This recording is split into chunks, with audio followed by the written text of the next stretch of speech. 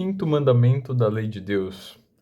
Saberia me dizer qual é, pelo menos, né? Muitos nem sabem qual é.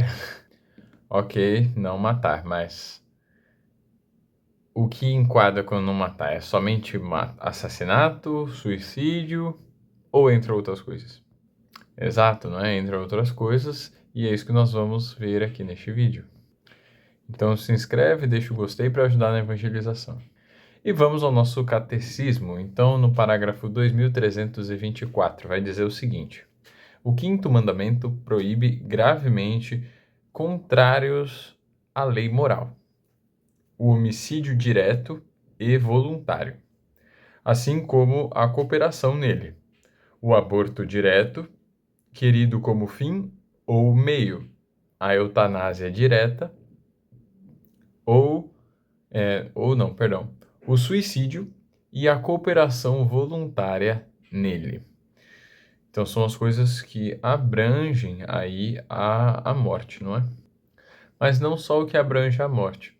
No parágrafo 2288 vai dizer o seguinte: o respeito e a proteção da vida humana supõem o cuidado da saúde, do corpo e da alma.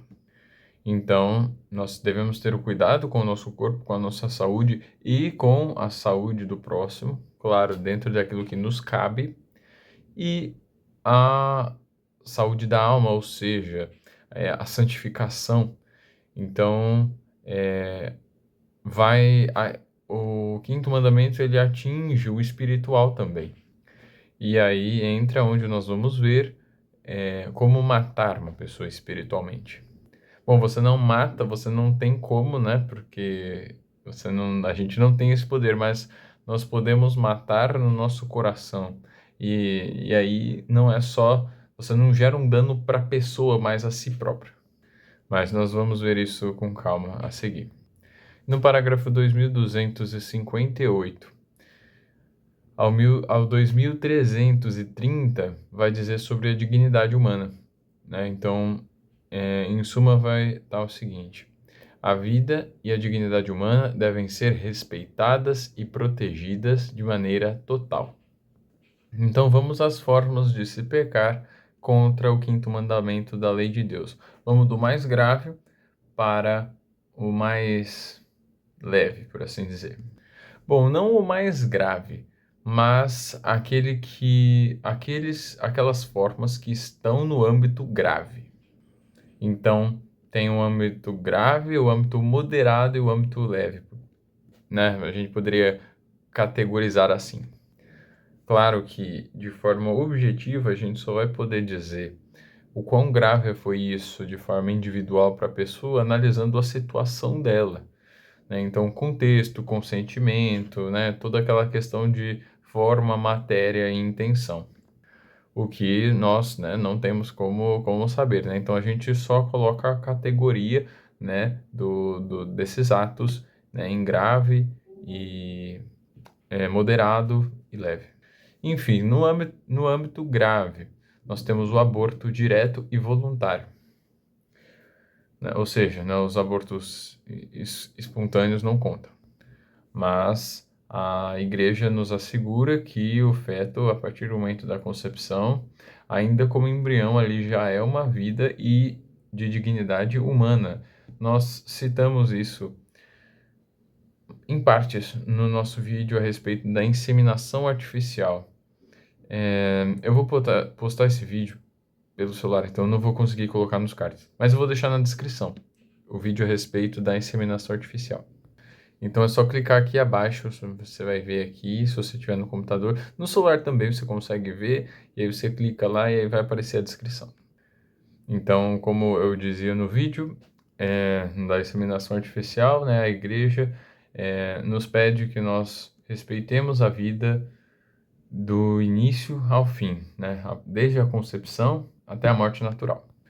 Então, o aborto não é uma prática pecaminosa e muito grave. Depois, o suicídio e a eutanásia. O homicídio já foi dito, né? Então não vou ser redundante aqui. Além de ser autoevidente, né? Gente, agora a respeito do suicídio, nós o categorizamos enquanto prática. Agora, o que levou a pessoa, as condições mentais delas, espirituais, etc., isso é algo que, né, isso pode variar aí a questão espiritual da pessoa.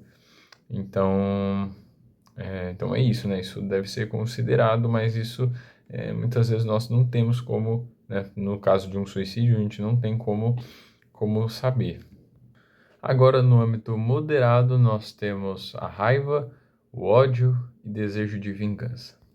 Nos diz o Catecismo, no parágrafo 2302, o ódio voluntário é contrário à caridade.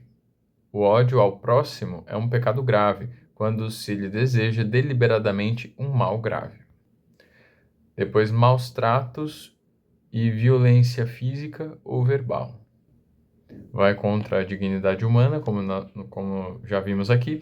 No parágrafo 2306, diz o seguinte: a Igreja louva aqueles que renunciam à violência e ao derramamento de sangue. Depois, negligência contra a própria saúde ou a dos outros. Então, aqui entra todos os cuidados, né, com a saúde, alimentação, uso de medicamentos, o excesso de álcool, drogas, a direção imprudente, esportes arriscados sem necessidade, incluindo até mesmo a falta de cuidado com o sono. No parágrafo 2288, a Igreja nos diz: a vida e a saúde física são bens preciosos. Para terminar o âmbito moderado, nós temos o escândalo, que é você levar alguém a pecar gravemente por algum erro seu, por alguma má influência, sobretudo os mais fracos e inocentes, como as crianças.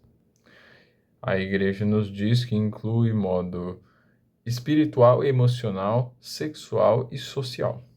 No parágrafo 2287 diz o seguinte: quem usa o poder de que dispõe para induzir outrem a fazer o mal, torna-se culpado de escândalo. No âmbito leve, nós temos o ódio de si ou o autodesprezo em excesso. Agora, isso não se trata de pecado quando provém de condições psicológicas, etc., como a depressão. É claro que é preciso ser cuidado e se dar a devida atenção a esse tipo de caso, não é? Experimentações médicas ou genéticas antiéticas. Nos diz no parágrafo 2295, a experimentação humana não pode legitimar atos contrários à dignidade da pessoa. E no âmbito mais amplo possível, é a questão da guerra. Você apoiar, participar, desejar algum tipo de guerra injusta, ou o apoio ao terrorismo e violência ideológica. No parágrafo 2309, nos diz: a guerra só é justificável em caso de legítima defesa. Não é? Diversas vezes no Antigo Testamento, os profetas vão se referir a Deus como o Senhor dos Exércitos, não é? Então, a guerra justa e direcionada ao bem, não é? Ela é lícita e até louvável, quando por um bom motivo, que é sempre por um mal menor, ou um bem maior. Do contrário, é uma guerra injusta e não é agradável a Deus. E por último, a pena de morte injusta ou sem necessidade. A doutrina da Igreja foi atualizada nesse sentido, sobretudo no pontificado do Papa Francisco. Ele coloca que a pena de morte é inadmissível porque tenta contra a inviolabilidade e a dignidade da pessoa. Sobretudo por conta dos tempos modernos em que vivemos. Então, outrora a Igreja já foi favorável em determinadas condições, que correspondem, é claro, ao contexto cultural da época. Então, enfim, é isso. Muito obrigado. Deixa o gostei, comentem alguma coisa, sugestões e até o próximo. Salve Maria. Tchau, tchau.